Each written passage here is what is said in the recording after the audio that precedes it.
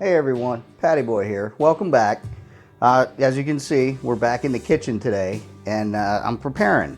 So what we're gonna do is we're gonna do meatloaf out on the grill. This is gonna be a cheese and bacon stuffed meatloaf, and I'm gonna show you guys how to get everything in the middle of this. It's real easy. We're actually not gonna stuff it, we're gonna roll it.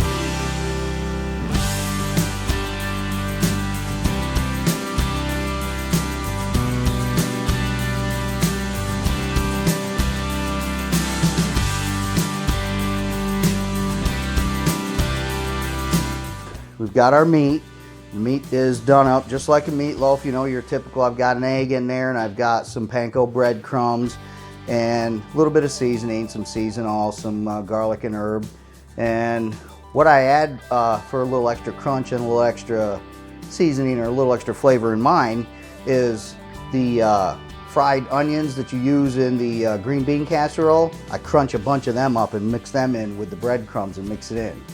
So there's your meatloaf, is all set and ready to go. Now I want to talk about that for a second. So, because I know I've said this to you before when we made hamburgers, okay? If you take your meat and you put an egg and breadcrumbs in it and mix it all in, that's meatloaf, okay? I don't care if you turn it into a patty and put it on a hamburger roll, you're making meatloaf and putting it on a hamburger roll. So now that I've got that rant out of the way, let's move on. So what we're doing here, as you can see, I've got the meatloaf is all spread out. So what we have here is just your basic everyday cookie sheet. Nothing fancy, little cookie sheet, and then some wax paper. So after you get your meatloaf, all made up, spread it out on a thin layer on the whole thing. And then as you can see, I've got the bacon already laid out on here.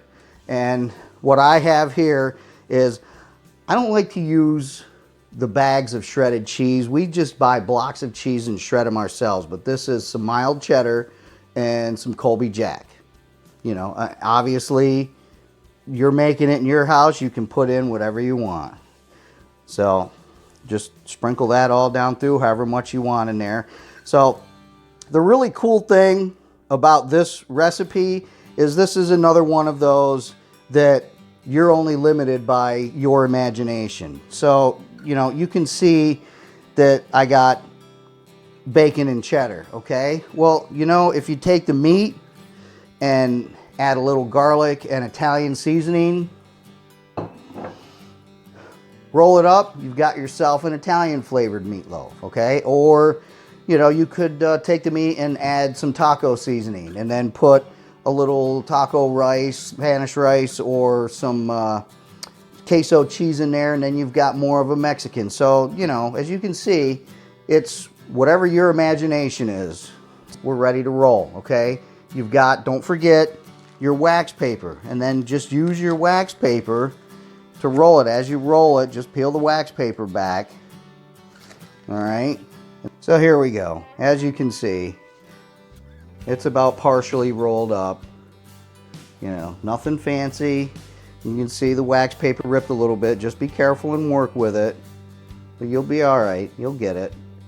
All right, guys. So, as you can see, we're all done inside. All the prep work is done. We're outside. We've got it on there. As you can see, this is a huge piece of meat. All right, but it's the same. It's just like the chicken that I did. All right, we're going to have many meals out of this. So maybe it worked out good for everybody.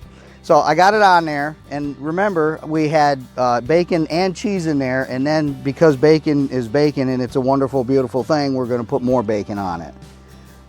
All right, so this thing here, and as you can see, I've got it set up just like the I did with the chicken and with the turkey. I've got indirect cooking, and I've got a pan right in the middle there, so the pan's gonna catch all the juices and the drippings, and we're going to use them for a little bit of sauce with it.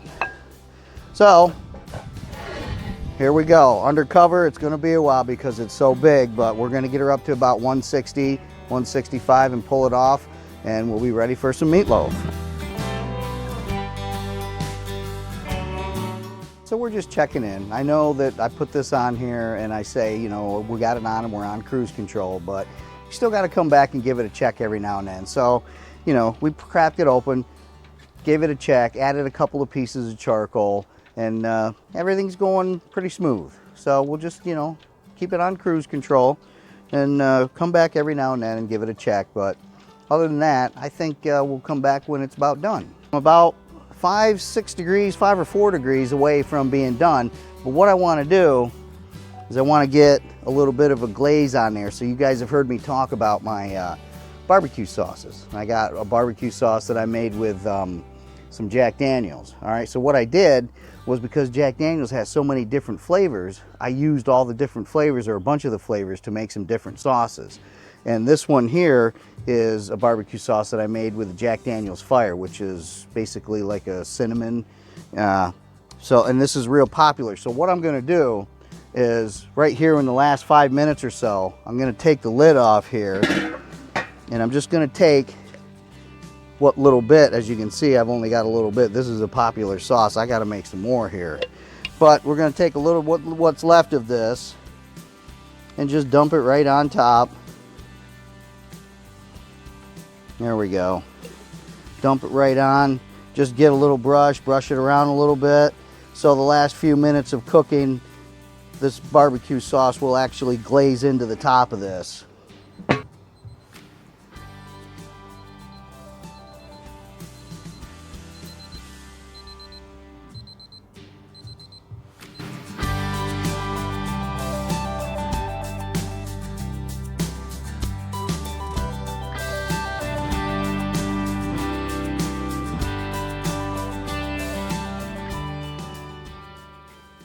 There you go, guys. Meatloaf on the grill. And like I said, because this is 3 pounds of meat, we're going to get a meal tonight, but then we'll probably get 1 or 2 more meals out of this too. So have at it.